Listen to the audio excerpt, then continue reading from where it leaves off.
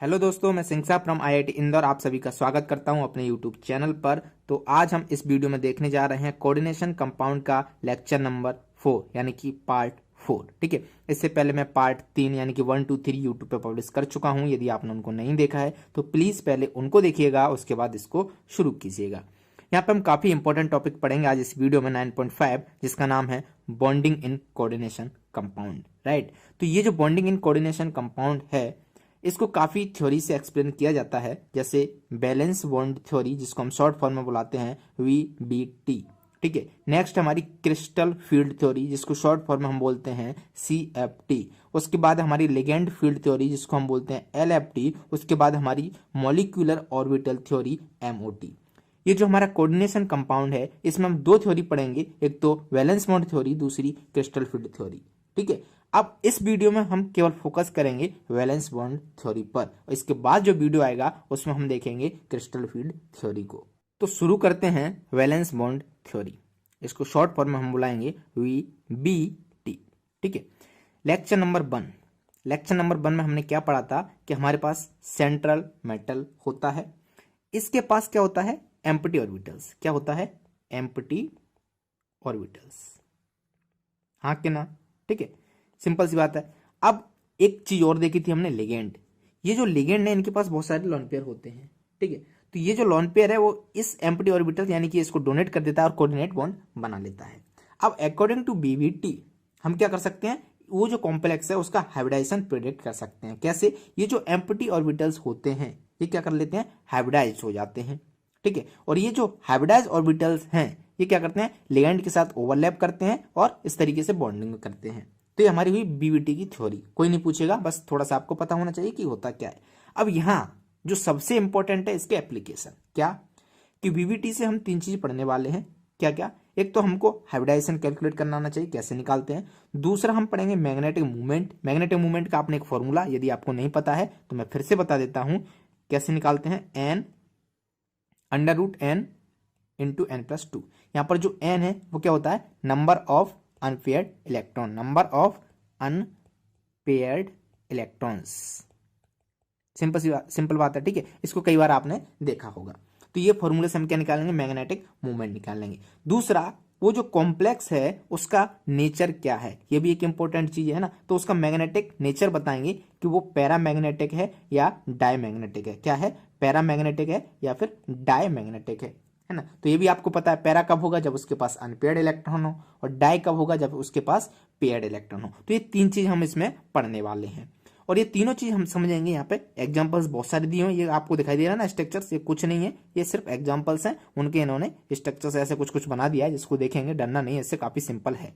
अब जब हम इसको कवर कर लेंगे तो हमारा एक अलग से टॉपिक है magnetic properties of coordination compound. ठीक है, तो ये जो है ना हम साथ साथ कवर कर रहे हैं, इसको मैं बाद में आपको एक्सप्लेन नहीं करूंगा, तो आपको ये नहीं लगना चाहिए कि मैंने इसको स्किप कर दिया।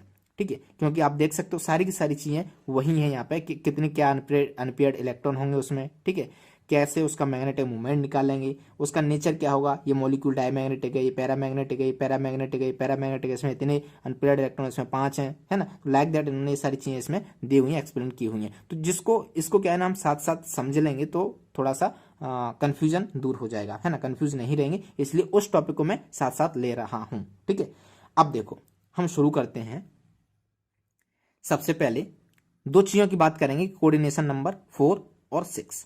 5 ज्यादा पूछा नहीं जाता है, 4 और 6 से ही क्वेश्चंस आते हैं, बोर्ड की बात कर रहा हूं मैं। राइट, तो एक और चीज देखना, कोऑर्डिनेशन नंबर यदि 4 है और कोऑर्डिनेशन नंबर 6 है तो कौन कौन सी ज्योमेट्री पॉसिबल हो सकती हैं, क्या आप ये बता सकते हो? तो कोऑर्डिनेशन नंबर यदि 4 है तो एक जो ज्योमेट्री बनेगी यहाँ पे वो क्या बनेगी, टेट्राहेड्रल। इसका नाम तो तुरंत हमें पता चल जाता है, टेट्राहेड्रल। दूसरी यहां से जो ज्योमेट्री बनेगी उसको हम बोलते हैं स्क्वायर प्लेनर। क्या बोलते हैं, स्क्वायर प्लेनर। सिंपल सी बात है। यदि हम बात करें ऑक्टाहेड्रल की, है ना, तो इससे एक ही ज्योमेट्री बनती है जिसको हम क्या बोलते हैं, सॉरी, कोऑर्डिनेशन नंबर 6 की बात करें तो इससे जो ज्योमेट्री मिलती है वो क्या क्या होती है, ऑक्टाहेड्रल। सिंपल सी बात है। अब बात करते हैं हाइब्रिडाइजेशन की, कि इसमें हाइब्रिडाइजेशन की पॉसिबिलिटी क्या क्या हो सकती है ना। तो यदि मैं इसकी बात करूं टेट्राहेड्रल की, तो इसका जो हाइब्रिडाइजेशन है वो क्या होता है, sp3, और जो स्क्वायर प्लेनर है उसके क्या होता है, dsp2। अभी तक आपने dsp2 हाइब्रिडाइजेशन नहीं सुना था। ठीक है, तो हमें समझ में आ गया जो हमारी टेट्राहेड्रल ज्योमेट्री है उसका हाइब्रिडाइजेशन कितना होगा sp3, और जो स्क्वायर प्लेनर है उसका क्या होगा dsp2। और जो ऑक्टाहेड्रल है उसका हाइब्रिडाइजेशन, इसकी पॉसिबिलिटी, दो पॉसिबिलिटी हो सकती हैं। एक तो हमारा sp3d2 है ना, क्योंकि एक s में 3p में 2 यहां पर, तो कितने होगा 1 2 3 4 5 6। दूसरी पॉसिबिलिटी ये d2 आगे आ जाता है d2sp3। समझ में आ गई, 1 2 3 4 5 6 है ना। तो ऑक्टाहेड्रल में हमारी दो पॉसिबिलिटीज कौन कौन सी हैं, एक तो वो sp3d2 हाइब्रिडाइज हो सकता है, दूसरा हमारा d2sp3 हो सकता है। ठीक है, और यदि हम कोऑर्डिनेशन नंबर 4 की बात करें तो वो टेट्राहेड्रल यानी कि sp3 हो सकता है, स्क्वायर प्लेनर यानी कि dsp2 हो सकता है। सिंपल सी बात। अब यहाँ पर एक और कॉन्सेप्ट, यहाँ पे एक और टर्म आपको मिलेगा जिसको भी आपको समझना है, ये वाला, ये इनर ऑर्बिटल कॉम्प्लेक्स क्या होते हैं, है ना। स्पिन पेयर्ड कॉम्प्लेक्स क्या होते हैं, लो स्पिन क्या होता है, फिर आउटर ऑर्बिटल और हाई स्पिन क्या होते हैं, है ना। तो ये भी सिंपल सी चीज है, जब मैं एग्जांपल कराऊंगा तब वो समझ में आ जाएगी। फिलहाल इतना सा याद कर लें कि ये जो D2 आउटसाइड है ना, यानी कि हम आउटर ऑर्बिटल हाइब्रिडाइजेशन के लिए यूज कर रहे हैं, इसलिए हम इसको क्या बोलते हैं आउटर, ठीक है, ऑर्बिटल्स कॉम्प्लेक्स। फिर ये जो है इसके लिए हम इनर ऑर्बिटल हाइब्रिडाइजेशन के लिए यूज कर रहे हैं, इनर डी ऑर्बिटल क्या कर रहे हैं, जैसे मान लो ये कंपाउंड है तो यहाँ पे ये क्या है इनर और ये क्या है आउटर, है ना। तो यदि ये कर रहे हैं तो उसको हम क्या बोलेंगे इनर ऑर्बिटल यूज कर रहे हैं, और ये आउटर ऑर्बिटल यूज कर रहे हैं तो इसको हम क्या बोलेंगे इनर ऑर्बिटल कॉम्प्लेक्स, इसको हम क्या बोलेंगे आउटर ऑर्बिटल कॉम्प्लेक्स। ठीक है, यानी कि ये जो हमारा कॉम्प्लेक्स होगा, जो इनर ऑर्बिटल यूज करते हैं उसको हम क्या बोलेंगे लो स्पिन, और ये जो बाहर वाला है उसको हम क्या बोलेंगे हाई स्पिन। ठीक है, समझ में आ गया। अब हम चलते हैं एग्जाम्पल की तरफ, इससे आप कंफ्यूज ना हो, अभी फिर से आएगा, फिर से हम इसको समझ लेंगे। ठीक है, तो अब हम चारों एग्जाम्पल्स देख लेते हैं एक एक करके। तो सबसे पहला एग्जाम्पल है हमारा CO और NH3 का जो कॉम्प्लेक्स है उसका। ठीक है, तो पहले मैं इसको अलग से बता देता हूँ, फिर हम NCERT की तरफ चलते हैं। यहाँ पर पहला कॉम्प्लेक्स हमारा क्या है CO NH3 होल 6 +3। ठीक है, दूसरा जो कॉम्प्लेक्स इन्होंने लिया हुआ है वो लिया है यहाँ पे COF6 3-। ठीक है, तो सेकंड को भी मैं यहाँ पे लिख लेता हूँ COF6 और ये 3-। ठीक है, अब सबसे पहला स्टेप हमें ये पता होना चाहिए कि यहाँ पे जो कोबाल्ट है उसका ऑक्सीडेशन नंबर कितना है। कुछ लोगों को ऑक्सीडेशन नंबर निकालना नहीं आता है, तो एक बार मैं यहाँ पे बेसिकली बता देता हूँ। वैसे तो इसका ऑक्सीडेशन नंबर आपको दिखाई दे रहा है, ये +3 में है और ये भी किस में है +3 में है, पर जिन लोगों को निकालना नहीं आता है उनको मैं एक बार बता देता हूँ कि किस तरीके से निकालते हैं। राइट, तो मान लो कि कोबाल्ट का मान लिया हमने X ऑक्सीडेशन स्टेट है। ठीक है, अब ये जो NH3 है इस पर कोई चार्ज नहीं है, 0 है, तो कोई फर्क नहीं पड़ता, तो यहाँ पे 0, और ये नेट चार्ज कितना है इस पे +3, तो ये +3 के बराबर होना चाहिए, है ना। तो यहाँ से X इक्वल टू कितना आ जाएगा +3, तो ये किस में हो गया कोबाल्ट +3 में। ठीक है, तो अब हमें यहाँ से एक चीज पता चल गई, CO किस में है +3 में। सिंपल सी बात है। अब इसकी बात करते हैं कि ऑक्सीडेशन नंबर निकालते कैसे हैं। तो सिंपल तरीका वही सेम तरीका कि इसका मान लिया हमने X, ठीक है, प्लस फ्लोरीन का कितना होता है, फ्लोरीन का होता है -1, और टोटल कितने फ्लोरीन है 6, तो 6 का मल्टीप्लाई कर दो, और नेट चार्ज कितना है इस पे -3, तो यहाँ पे लिख दो -3। समझ में आ गया, सिंपल सी बात है। थोड़ी इसकी मैं ब्राइटनेस बढ़ा देता हूँ। ठीक है, अब x ये कितना होगा -6 -3, -6 को उधर ले जाओ तो x -6 उधर जाएगा तो +6 हो जाएगा, और यहाँ पे -3, तो 6 -3 तो कितना आ गया 3, तो x इक्वल टू अगेन कितना आ गया +3। तो यहाँ पे भी जो कोबाल्ट हमारा निकल के आया है वो किसमें CO3+। समझ में आ गया। तो ये हमारा पहला स्टेप होता है, हमें किसी भी चीज का क्या करना चाहिए ऑक्सीडेशन नंबर निकालना चाहिए। वो कैसे निकालते हैं वो आपको पता होना चाहिए। राइट, अब हम बात कर लेते हैं ये जो NH3 है, जो लिगेंड है वो कौन सा है, वीक है या स्ट्रॉन्ग है ना। तो जो NH3 है वो कौन सा लिगेंड है, तो अब हम जाते हैं इस टेबल पर। तो मैंने क्या बताया था कि H2O के इधर वाले जो लिगेंड्स है वो क्या होते हैं वीक, सॉरी स्ट्रॉन्ग, और इधर क्या होते हैं वीक। तो NH3 कहाँ आ रहा है, H2O के इधर आ रहा है, तो ये क्या हुआ स्ट्रॉन्ग फील्ड लिगेंड हुआ, और इससे पहले F- इधर आ रहा है तो ये क्या हुआ वीक फील्ड लिगेंड हुआ, है ना। तो हमारा जो NH3 है वो क्या हुआ स्ट्रॉन्ग फील्ड लिगेंड, है ना। तो ये हमारा क्या है स्ट्रॉन्ग, और जो F- है वो क्या है वीक। अब हमें सिंपल सी बात पता है कि जो हमारा स्ट्रॉन्ग है यहाँ पर क्या होती है पेयरिंग, क्या होती है इलेक्ट्रॉन की पेयरिंग होती है, और यहाँ पर क्या होती है पेयरिंग नहीं होती है। ठीक है, नो पेयरिंग, नो पेयरिंग। ठीक है, पेयरिंग नहीं होती है। राइट, अब हम चलते हैं इसके इलेक्ट्रॉनिक कन्फिग्रेशन के। ये जो 3+ है, इसका इलेक्ट्रॉनिक कन्फिगरेशन क्या होता है, कैसे पता लगेगा। देखो पहला स्टेप हमने क्या निकाला, इसका ऑक्सीडेशन नंबर। दूसरा स्टेप हमने ये पता लगाया कि लिगेंड क्या है। तीसरा स्टेप हमें इलेक्ट्रॉनिक कन्फिगरेशन क्या होता है इसका वो निकालना आना चाहिए। तो सबसे पहली बात कि जो कोबाल्ट है उसका कितना होता है, एटॉमिक नंबर 27 है ना। तो जो कोबाल्ट का इलेक्ट्रॉनिक कन्फिगरेशन होगा वो क्या होगा, आर्गन के बाद, ये इलेक्ट्रॉनिक कन्फिगरेशन मैंने आपको याद करने के लिए बोले थे, तो आर्गन के बाद कितना होता है यहाँ पे 3d7 है ना, और इधर 4s2। कैसे निकाला, इसका कितना होता है 27 एटॉमिक नंबर होता है ना, तो 18 तो यहाँ आ जाते हैं, बाकी बचे कितने 9, तो 9 इधर आ गए, 7 और 2, तो ये किसका हुआ, कोबाल्ट का हुआ। बट हमें किसकी जरूरत है, CO3+, ठीक है, कोबाल्ट किसमें +3 में, तो 3 इलेक्ट्रॉन यहाँ से निकल जाएंगे है ना। तो जब आप 3 इलेक्ट्रॉन यहाँ से निकालोगे तो 2 यहाँ से गए और 1 यहाँ से जाएगा, तो ये कितना हो गया 3d6। समझ में आ गया। तो कोबाल्ट 3+ का क्या हो गया, इलेक्ट्रॉनिक कन्फिगरेशन। अब इसको हम थोड़ा सा स्ट्रक्चर के वे में देखते हैं, यहां पर इसको फिलअप करें 1 2 3 4 और 5, राइट, बना लेना सही से। तो 6 इलेक्ट्रॉन फिलअप करने, 1 2 3 4 5, दूसरा यहां आ गया, ठीक है। ये क्या है हमारा 3D, किस में है ये 3D में। फिर इसके बाद क्या होगा 4s में तो एक ही ऑर्बिटल होता है, उसके बाद 4p, तो 4p में कितने होते हैं 3 होते हैं। यहाँ पर एक और होगा जिसको आप बोल सकते हो 4d, 1 2 3 4 5 4d, ठीक है। तो फिलहाल इसकी जरूरत नहीं पड़ेगी इसमें। अब देखो हमें यह पता चल गया कि ये क्या है NH3 स्ट्रॉन्ग फील्ड लिगेंड है, तो यहाँ पर क्या हो जाएगी, पेयरिंग हो जाएगी। क्या हो जाएगी, पेयरिंग हो जाएगी, तो इलेक्ट्रॉन आपस में पेयर कर जाएंगे। तो यहाँ से जो हमें द्वारा से जो इसका वो बनाएंगे हम, किस तरीके से बनाएंगे, 1 2 3 4, तो ये पेयर्ड हो जाएंगे, यानी कि 2 2 2, 6 इलेक्ट्रॉन है तो 6 इलेक्ट्रॉन यहाँ से आ जाएंगे। तो ये जो 2 हैं डी वो क्या हो गए, खाली हो गए। बाकी यहाँ पे क्या थे 4s और ये 3p, सॉरी 4s और 4p, ठीक है। तो अब मिलके हमें बन जाएगा हाइब्रिडाइज ऑर्बिटल यहां से, है ना। तो इसका जो हाइब्रिडाइजेशन होगा वो क्या होगा, D2sp3, है ना, 2 D से ऑर्बिटल, 1 S से और 3 P से, तो D2sp3। समझ में आ गया। अब हमें पता है इसको हमें क्या बोलना है, इनर ऑर्बिटल कॉम्प्लेक्स या फिर आउटर ऑर्बिटल कॉम्प्लेक्स। चूंकि ये जो इनर डी ऑर्बिटल हैं वो हाइब्रिडाइजेशन में यूज्ड हुए हैं, इसलिए हम इसको बोलेंगे इनर ऑर्बिटल कॉम्प्लेक्स। समझ में आ गया। अब मान लो यदि ये वाले डी ऑर्बिटल हाइब्रिडाइजेशन में इन्वॉल्व होते तो उसको हम क्या बोलते, आउटर डी ऑर्बिटल। समझ में आ गया। तो ये केस किसका हुआ हमारा, ये हुआ हमारा CONH3 वाले का। अब इसका केस देख लेते हैं। यहाँ पे सारी चीजें सेम है, CO3+ किसमें, कोबाल्ट किसमें +3 में है ना। तो अगेन इसका जो निकल के आएगा वो क्या आएगा, सेम निकल के आएगा, जो इलेक्ट्रॉन कन्फिगरेशन है D6।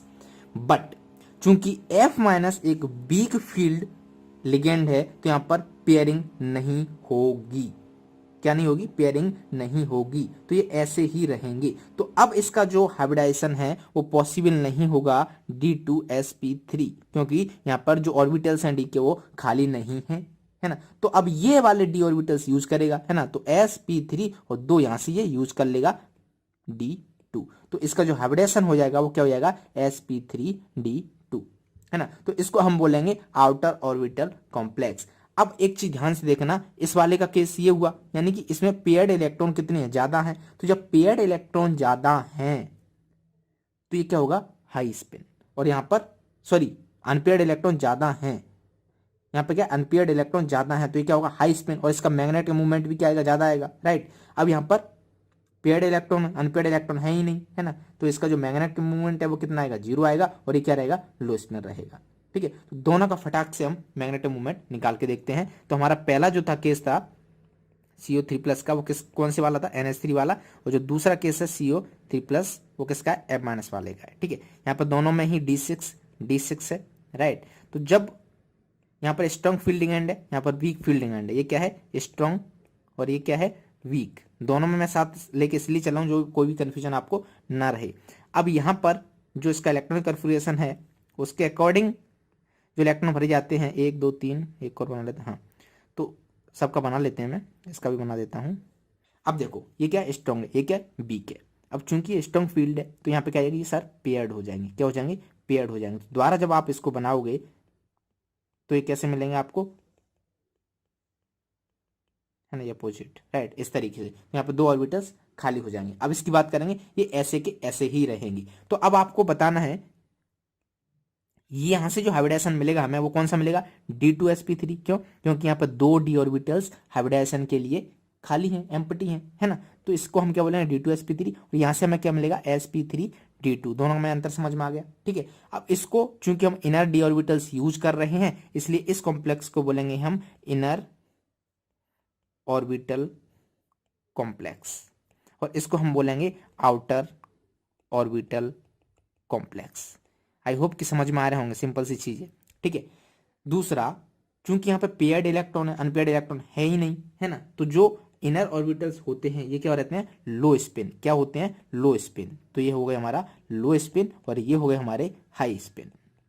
सिंपल सी बात है ना। तो देख लेना, जो आउटर ऑर्बिटल कॉम्प्लेक्स है वो हाई स्पिन होते हैं, जो इनर ऑर्बिटल कॉम्प्लेक्स है वो क्या होते हैं, लो स्पिन होते हैं। सिंपल सी बात है, लो स्पिन मतलब इस तरीके से आप याद कर सकते हो कि इसमें अनपेयर्ड इलेक्ट्रॉन क्या होंगे, कम होंगे, इसमें अनपेयर्ड इलेक्ट्रॉन क्या होंगे, ज्यादा होंगे। अब बात कर लेते हैं हम मैग्नेटिक मूवमेंट की, कि आप बता सकते हो देख के ही कि डायमैग्नेटिक कौन सा है और पैरामैग्नेटिक कौन सा है। इसके मैग्नेटिक नेचर की बात करें तो ये D6 है ना। तो यहाँ पर सारे के सारे इलेक्ट्रॉन क्या है, पेयर्ड है ना। तो ये क्या हो जाएगा हमारा डायामैग्नेटिक, डायामैग्नेटिक। और ये क्या हो जाएगा हमारा, चूंकि यहाँ पर अनपेयर्ड इलेक्ट्रॉन है तो इसको हम बोलेंगे पैरामैग्नेटिक, है ना। सारे क्वेश्चन ऐसे ही आएंगे घुमा के, कोई पूछ लेगा कि इसका नेचर बताओ, मैग्नेटिक नेचर क्या है, ये लो स्पिन है या हाई स्पिन है ना, ये इनर ऑर्बिटल कॉम्प्लेक्स है या आउटर ऑर्बिटल कॉम्प्लेक्स है, इसका हाइब्रिडेशन क्या होगा, है ना। तो ये चीज आपको पता होना चाहिए, समझ सकते हो इससे कितने क्वेश्चन बनाए जा सकते हैं एक एग्जांपल से।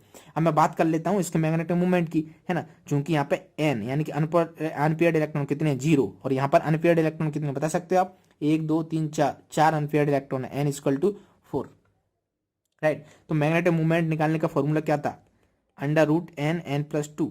चूंकि यहां पर n 0 हो जाएगा तो √0 यानी कि 0 मैग्नेटिक मूवमेंट आएगा इसका, है ना। और इसकी बात करें n कितना है, 4 है, तो n+2, है ना, यानी कि यहाँ पर 4 रख दो, 4+2 6, तो ये कितना हो जाएगा 24, है ना। तो 24 यानी कि यदि ये 25 होता, कितना होता 25 होता तो 5 आ जाता, तो वैसे 5 से ये थोड़ा सा कम आएगा, मान लो 4.9 निकाल लेना, आप कैलकुलेट कर लेना।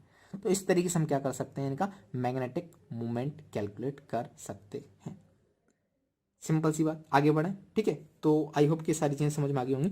अब हम एनसीईआरटी को भी देख लेते हैं कि उसमें क्या दिया हुआ है। जो मैंने पढ़ाया है वही दिया हुआ है और उन्होंने काफ़ी गलती की हैं, वो गलती भी आप एक बार देख लेना, उनसे घबराना मत, वो जस्ट कुछ मिस्टेक्स दी हुई हैं इसमें, ठीक है। तो हम किसकी बात कर रहे हैं, CONH3 की बात कर रहे हैं। तो सबसे पहले इसका ऑक्सीडेशन नंबर निकाला हमने, CO किस में था, +3 में था, +3 यानी कि D6, है ना, 6 इलेक्ट्रॉन आएंगे इधर, तो 1 2 3 4 5 6 डी ऑर्बिटल्स में, है ना, डी में, फिर यहाँ पर 4s 4p, है ना, डी नहीं है वो क्या है, p है, वो भी गलत लिख दिया तो इसको भी आप करेक्ट कर लेना। अब सिंपल सी बात, ये जुड़ा हुआ है, ठीक है। जब आप पेयर्ड कराओगे यहाँ से तो क्या होगा, 1 2 1 2 1 2, और ये 2 ऑर्बिटल यहाँ पर खाली बचेंगे, राइट। तो इस तरीके से ये जो 2 है और 2 ये 1 और 3 ये, तो कितने हो गए, 1 2 3 4 5 6। तो इस तरीके से यहाँ से हमें कितने मिले, 2, यहाँ से 1 और यहाँ से 3, है ना। तो D2sp3 इसका क्या हो जाएगा, हाइब्रिडाइजेशन, राइट। ऐसा कुछ एग्जिस्ट करता नहीं है, बस ऐसा थोड़ा सा देखने में अच्छा लग रहा है ना, हम इस तरीके से गलतियां नहीं करते हैं, इसलिए आप बना के इसका लिख सकते हो। ऐसा कोई हाइब्रिड ऑर्बिटल्स एग्जिस्ट नहीं करते हैं, ठीक है। तो यहाँ से बेसिकली क्या होगा कि 6 ऑर्बिटल्स हैं, तो यहाँ पे 6 पेयर ऑफ इलेक्ट्रॉन कहाँ से मिल जाएंगे हमें, NH3 मॉलिक्यूल से, एक एक लॉन पेयर ये इनको दे देंगे, तो इस तरीके से बन जाएगा, ठीक है। अब यहाँ पर जो चीजें दी हैं, इसका हाइब्रिडेशन कितना हुआ, D2sp3 हुआ, है ना, ये इनर ऑर्बिटल हुआ, ये लो स्पिन कॉम्प्लेक्स हुआ। तो चूंकि यहाँ पे सारे के सारे पेयर्ड हैं, एक और चीज यहाँ पे लिख लेना, ये डायमैग्नेटिक हुआ, और इसका मैग्नेटिक मूवमेंट की बात करें तो कितना हो जाएगा, 0 हो जाएगा। तो ये सारी चीजें जो थी वो इन्होंने यहाँ पे बता दी हैं, है ना। तो अब हम एक और चीज देख लेते हैं, ये इनर ऑर्बिटल और लो स्पिन का कॉम्प्लेक्स हो गया। COF6 के बारे में भी देख लेते हैं, ठीक है। COF6 अगेन इसका ऑक्सीडेशन नंबर निकाला, कितना आया, +3 आया। D6, है ना, तो यानी 1 2 3 4 5 6 यहाँ पे हमने भर दिया, तो 3D 4s 4p 4d। अब देखो कितनी गलतियां कर देते हैं यहाँ पे, इन्होंने क्या लिख दिया, D लिख दिया, है ना, इसको अलग अलग कर दिया, तो ये थोड़ी सी मिस्टेक है, वो आप करेक्ट कर लेना। अब चूंकि F- एक वीक फील्ड लिगेंड है, तो यहाँ पे क्या होगा, पेयरिंग नहीं होगी, और ये स्ट्रॉन्ग फील्ड लिगेंड था इसलिए यहाँ पे पेयरिंग हो गई थी। अच्छा, जब यहाँ पे पेयरिंग नहीं रहेगी तो ये ऐसे का ऐसे ही रहेगा। हाँ, तो जब ये ऐसा ही रहेगा तो डी ये वाले जो ऑर्बिटल्स हैं ये हाइब्रिडाइजेशन में नहीं जाएंगे, तो यहाँ से हमें लेने पड़ेंगे। तो एस पी में कितने, 3 sp3, और यहाँ से 3 दो, सॉरी 2, तो sp3d2। अगेन यहाँ पे इन्होंने मिस्टेक कर दिया, इसको करेक्ट कर लेना। ये क्या होगा, sp3d2, 3 तो होगा नहीं ना, ठीक है, 2 कर लेना। यहाँ पे भी लिखा है ना sp3d2 हाइब्रिडाइज्ड, ओके, तो इसको करेक्ट कर लेना। तो sp3d2 क्या हो गया, ये हाइब्रिड हो गया। अब यहां पर इन्होंने आउटर डी ऑर्बिटल का यूज किया है, इसलिए हम इसको क्या बोलेंगे, आउटर ऑर्बिटल कॉम्प्लेक्स। और चूंकि outer orbital complex unpaired electrons में ज्यादा, इसलिए क्या हो जाएगा, हाई स्पिन कॉम्प्लेक्स। अब बताओ ये पैरामैग्नेटिक हो गया डायमैग्नेटिक, चूंकि यहाँ पर अनपेयर्ड इलेक्ट्रॉन है तो ऑफकोर्स ये पैरामैग्नेटिक होगा। यदि मैग्नेटिक मूवमेंट की बात आए कैलकुलेट करने की, तो आप इस फॉर्मूला से यूज कर सकते हो, n into n+2 under root, है ना। तो इससे क्या कर सकते हो, मैग्नेटिक मूवमेंट कैलकुलेट कर सकते हो। तो ये बात हुई हमारी कोऑर्डिनेशन नंबर 6 की। आई होप, उम्मीद करता हूं मैं कि ये सारी चीजें आपको समझ में आ गई होंगी। अब हम बात करते हैं कोऑर्डिनेशन नंबर 4 की, ठीक है।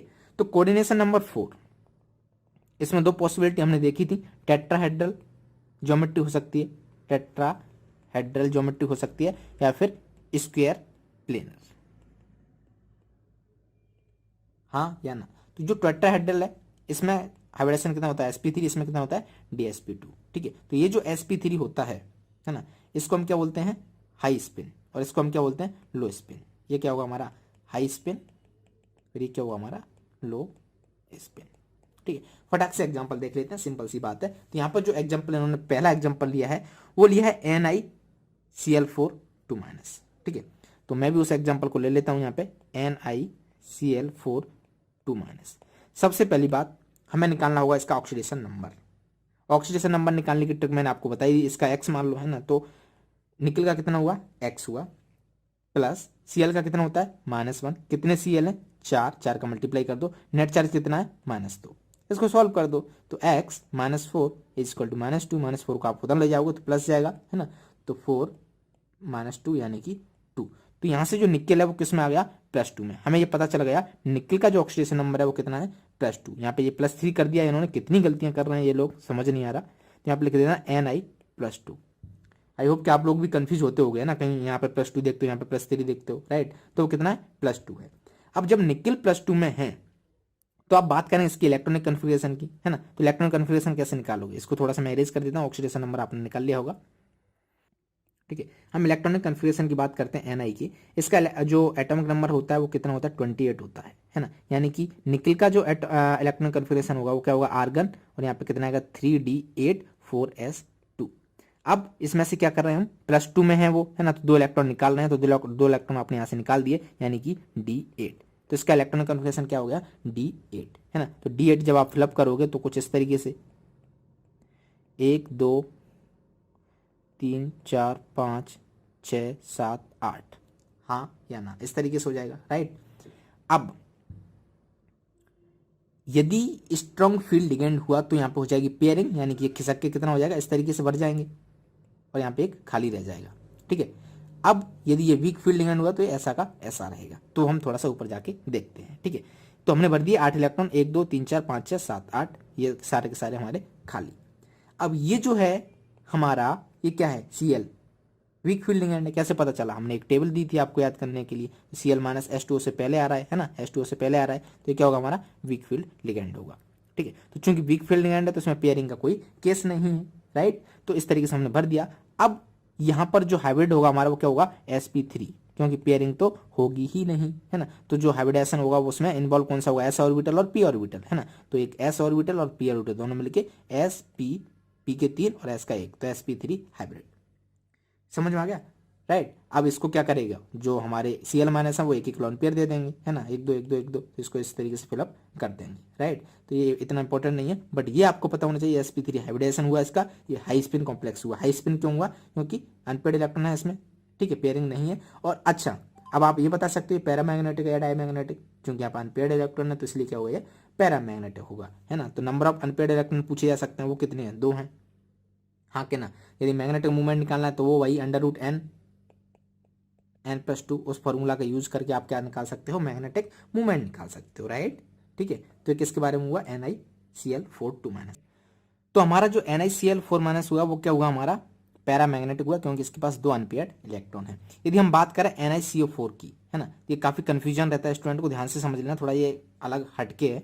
NiCO4 है ना, इसकी ज्योमेट्री टेट्राहेड्रल होती है, लेकिन ये क्या रहता है, डायमैग्नेटिक रहता है। ध्यान से, इसकी ज्योमेट्री टेट्राहेड्रल है लेकिन ये क्या है, डायमैग्नेटिक। कंफ्यूज मत होना, क्योंकि इसके पास कोई भी अनपेयर्ड इलेक्ट्रॉन नहीं रहते हैं। समझते हैं हम, Ni की ऑक्सीडेशन नंबर निकालोगे कितना आएगा, 0, क्योंकि कोई भी नेट चार्ज कितना है, 0, CO पे भी कितना 0, तो इसकी ऑक्सीडेशन स्टेट क्या है, 0। अब चूंकि इसका, यदि हम निकल की ग्राउंड स्टेट में बात करें तो इसका जो इलेक्ट्रॉनिक कन्फिग्रेशन होगा वो कितना होगा, 3d8 4s2, राइट। 1 2 3 4 5 और ये s, यानी कि 1 2 s में और 8 यहाँ पे, तो 1 2 3 4 5 6 7 8, ठीक है, इस तरीके से। अब CO जो है ना वो क्या है, स्ट्रॉन्ग फील्ड लिगेंड है, तो ये क्या करेगा, पेयरिंग कराएगा, तो ये जो 2 इलेक्ट्रॉन है वो निकल के यहाँ आ जाएंगे। ठीक है, तो अब हमारा 4s क्या हो गया, खाली हो गया, और ये हमारा 4p सिंपली। तो यहां से जो हाइब्रिडेशन निकल के आया वो क्या आएगा, sp3, क्योंकि d ऑर्बिटल्स तो खाली नहीं है। अब इसका हाइब्रिडेशन कितना आया, sp3 आया, तो इसकी ज्योमेट्री क्या होगी, टेट्राहेड्रल ज्योमेट्री होगी, और ये जो है यहाँ पे क्या है, सारे के सारे पेयर्ड है, तो इसलिए ये क्या होगा, डायमैग्नेटिक। समझ रहे हो, तीनों केस काफी इंपॉर्टेंट है। ठीक है, अब हम बात करते हैं नेक्स्ट एग्जांपल की, NiCN4 तो ये सिमिलर इस जैसा है, Cl की क्या कर दिया, Cn कर दिया है, तो इसका एटॉमिक नंबर क्या रहने वाला है, D80 रहने वाला है ना, s में भी कोई ऑर्बिटल नहीं रहेगा, है ना, तो अगेन Na2+। ठीक है, इसका ऑक्सीडेशन स्टेट कितना है, Na2+। अब ध्यान से देखना, तो 8 इलेक्ट्रॉन है तो हमने भर दिए 1 2 3 4 5 6 7 8, इस तरीके से 8 भर गए, इसमें एक भी नहीं, इसमें एक भी नहीं है। तो आपको देख के लग रहा होगा कि इसका हाइब्रिडेशन क्या होगा, sp3 नहीं। पहले तो हमें ये देखना है ये जो Cn है वो कैसा है, स्ट्रॉन्ग या वीक, है ना, तो ये स्ट्रॉन्ग फील्ड लिगेंड है, तो जब स्ट्रॉन्ग फील्ड लिगेंड है तो ये क्या करा देगा, पेयरिंग करा देगा, तो यहाँ से ये गायब होकर यहाँ आ जाएगा। ठीक है, अब यहाँ पर एक d ऑर्बिटल खाली बचा, और इधर एक, इधर 3, है ना, तो ये देख सकते हो d, यहाँ पे s, यहाँ पे p के 3, तो dsp2, राइट, यहाँ पे p के 2 ले लेंगे। ठीक है, dsp2, क्योंकि इसका कोऑर्डिनेशन नंबर कितना है, 4, तो हाइब्रिडेशन क्या हुआ, dsp2। समझ में आ गया, तो निकिल का जो हाइब्रिडाइजेशन है वो क्या हुआ, dsp2। अब जब इसका हाइब्रिडाइजेशन dsp2 है तो इसकी ज्योमेट्री आप आसानी से बता सकते हो क्या होगी, स्क्वायर प्लेनर। समझ में आ गया। ठीक है, तो 1 2 3 4 ऑर्बिटल हाइब्रिडाइजेशन में जाएंगे, है ना, तो इसका हाइब्रिडाइजेशन हो जाएगा dsp2 और इसकी ज्योमेट्री हो जाएगी स्क्वायर प्लेनर। सिंपल सी बात समझ में आ गई। ठीक है, तो ये सारी चीजें थी जो भी थी इसके बारे में मैंने आपको बता दी हैं। आई होप कि ये सारी चीज़ें आपको समझ में आ गई होंगी। एक बार मैं थोड़ा सा आपको रिवाइज कर देता हूँ इसको फिर से। और ये जो मैग्नेटिक सारी चीज़ें वो मैं बता चुका कि कैसे क्या पैरामैग्नेट वगैरह होते हैं, ये सेम वही मॉलिक्यूल्स हैं, वही कॉम्प्लेक्सेस हैं, है ना, थोड़ा सा इन्होंने इसमें चेंज किया हुआ है। अच्छा, एक एग्जाम्पल यहाँ पे इन्होंने दे रखा है, इसको भी देख लेते हैं। The spin only magnetic movement of this is this, तो यहाँ पे मैग्नेटिक मूवमेंट इन्होंने दे रखा है कि इसका इतना है। अब आपको बताना है कि इसकी ज्योमेट्री क्या होगी। सबसे पहले कोऑर्डिनेशन नंबर कितना है, कोऑर्डिनेशन नंबर भाई 4 है, दिखाई दे रहा है, 4 Br है। ठीक है, अब इसका ऑक्सीडेशन नंबर कितना होगा निकाल लो, इसको x मान लो, x मान लिया, प्लस Br का कितना चार्ज होता है, -1, कितने Br है टोटल 4, नेट चार्ज कितना है -2। इसको सॉल्व करोगे तो x -4 इजिकल टू -2, -4 को उधर ले जाओगे तो किस में जाएगा, +4 में, तो 4 -2 यानी कि x इजिकल टू किस आएगा, +2। तो बेसिकली बात हो रही है Mn+2 की। इतना समझ में आ गया। अब जो मैग्नीज है उसका एटॉमिक नंबर कितना होता है, 25, है ना। अब इसमें से 2 इलेक्ट्रॉन जाएंगे, तो मैग्नीज का पहले तो हम लिख लेते हैं क्या, एटॉमिक इलेक्ट्रॉनिक कन्फिग्रेशन। ठीक है, तो आर्गन 18 तो आर्गन में इन्वॉल्व हो गए, बच्चे कितने 7, तो जिसमें से 4s2 और यहाँ पे 5 3d5, राइट। अब Mn+2 की बात करें तो वो कितना हो जाएगा, d5। Mn+2 का जो इलेक्ट्रॉनिक कन्फिग्रेशन है वो कितना हो जाएगा, d5। 2 इलेक्ट्रॉन यहाँ से चले जाएंगे, तो ये किसका आ गया, Mn+2 का, राइट। हमको क्या करना है, ज्योमेट्री बताना है। अच्छा, हमें ये तो पता ही है ना कि ज्योमेट्री इसकी क्या होगी, क्योंकि कोऑर्डिनेशन नंबर 4 है, तो या तो वो स्क्वायर प्लेनर होगी या फिर टेट्राहेड्रल, ऑक्टाहेड्रल तो नहीं होगी। इन दोनों में से हमें प्रेडिक्ट करना है। यदि उसका हाइब्रिडाइजेशन dsp2 हुआ तो वो स्क्वायर प्लेनर होगी, और यदि उसका हाइब्रिडाइजेशन sp3 हुआ तब वो क्या होगी, टेट्राहेड्रल होगी। ठीक है, ये जो Br है वो क्या है, बिग फील्ड लिगेंड है। क्या है, बिग फील्ड लिगेंड। तो 1 2 3 4 5, 1 2 3 4 5, इसमें कोई भी पेयरिंग नहीं होगी क्योंकि क्या है, बिग फील्ड लिगेंड है। तो हाइब्रिडाइजेशन में जो ऑर्बिटल्स जाएंगे वो s और p के होंगे, तो यहाँ से sp3 ज्योमेट्री निकल के आ जाएगी। इसलिए इसका जो हाइब्रिडाइजेशन वो कितना आया, sp3 हाइब्रिडाइजेशन आ गया, तो sp3 की वजह से इसका जो ज्योमेट्री होगी वो क्या होगी, tetrahedral, right? But the fact that the magnetic moment of the complex is this, it should be tetrahedral in shape rather than square planar because of presence of 5 unpaired electron in the d orbitals। अब ये सारी चीजें बिना बताए भी बता सकते थे, क्योंकि देखो इसमें सिंपल हमें क्या पता चला, d5 है ना, तो इसको अरेंज किए यानी कि 5 अनपेयर्ड इलेक्ट्रॉन है। इससे हम कैलकुलेट कर लेते कि इसमें कितने अनपेयर्ड इलेक्ट्रॉन है, और अनपेयर्ड इलेक्ट्रॉन किसमें पॉसिबल होंगे, टेट्राहेड्रल ज्योमेट्री में, है ना, 5 अनपेयर्ड इलेक्ट्रॉन, राइट। तो इसलिए इसका जो ज्योमेट्री हो जाएगी वो क्या हो जाएगी, टेट्राहेड्रल। तो इस तरीके से भी आप कर सकते हैं। बाकी यहाँ बैलेंस मोड थ्योरी में कुछ लिमिटेशन वगैरह दिए हैं कि इसमें बहुत सारी अजम्पशन है, ये कलर प्रेडिक्ट नहीं करता है, काइनेटिक स्टेबिलिटी वगैरह वगैरह ये नहीं बताता है ना, it does not distinguish between weak and strong ligaments. तो ये सारी चीज़ इसकी क्या है, लिमिटेशन है, वो आप एक बार पढ़ लेना। इसके बाद जो हमारा लेक्चर होगा वो क्या होगा, क्रिस्टल फील्ड थ्योरी पे आएगा, जो कि काफ़ी इंपॉर्टेंट होने वाली है, तो उसको हम अच्छे से कवर करेंगे, राइट। तो एक बार पढ़ के आइएगा उसको। तो थोड़ा सा मैं बैलेंस मोड थ्योरी को क्या कर देता हूँ, समराइज कर देता हूँ, ध्यान से समझिएगा। हमारे पास जो कोऑर्डिनेशन नंबर है वो 4 हो सकता है, कोऑर्डिनेशन नंबर 6 हो सकता है, ठीक है। अब कोऑर्डिनेशन नंबर 4 है, तो यहाँ से हमें 2 ज्योमेट्री मिल सकती हैं, एक को हम बोलते हैं टेट्राहेड्रल, दूसरे को हम बोलते हैं स्क्वायर प्लेनर। यहाँ से हमें एक ही ज्योमेट्री मिलेगी जिसका नाम होगा ऑक्टाहेड्रल, ठीक है। अब यदि हाइब्रिडाइजेशन की बात करें तो टेट्राहेड्रल में sp3 होता है, स्क्वायर प्लेनर में dsp2 होता है। ऑक्टाहेड्रल में 2 पॉसिबिलिटी आएंगी, d2sp3 और यहाँ पे आएगा sp3d2। ये जो d2sp3 है, d2 इनर ऑर्बिटल यूज हो रहे हैं, इसलिए इसको हम क्या बोलेंगे, इनर कॉम्प्लेक्स, और चूंकि यहाँ पे पेयरिंग हो जाती है इसलिए हम इसको क्या बोलेंगे, लो स्पिन, ठीक है। इधर उल्टा हो जाएगा, इसको हम क्या बोलेंगे, outer complex, outer orbital complex, या फिर हाई स्पिन, ठीक है। बाकी अनपेयर्ड इलेक्ट्रॉन आप निकाल सकते हो और उससे मैग्नेटिक मूवमेंट भी कैलकुलेट कर सकते हो, सिंपल सी बात है। तो ये सारी चीजें आपको पता होनी चाहिए थी। बाकी वीक फील्ड लिगेंड हुई है ना, वीक लिगेंड है तो उसमें हम क्या कराएंगे, पेयरिंग नहीं कराएंगे, नो पेयरिंग। और यदि स्ट्रॉन्ग लिगेंड है तो उसमें हम क्या क्या कराएंगे, पेयरिंग। तो इतना था हमारा वीवीटी के बारे में, ठीक है। तो हाइब्रिडाइजेशन प्रेडिक्ट कर सकते हैं, इससे मैग्नेटिक मूवमेंट प्रेडिक्ट कर सकते हैं, मैग्नेटिक नेचर के बारे में टिप्पणी कर सकते हैं कि वो डायमैग्नेटिक है या पैरामैग्नेटिक है, सिंपल सी चीज़ है। तो इससे क्वेश्चंस अच्छे बना लिए जाते हैं एग्जाम में। आई होप कि वो आप अच्छे से कर पाओगे यदि आपने इसको पढ़ लिया है तो। ओके, तो चलिए फिर हम इस वीडियो को यहीं समाप्त कर देते हैं, मिलते हैं नेक्स्ट वीडियो में, तब तक के लिए thank you, bye bye, tata, take care.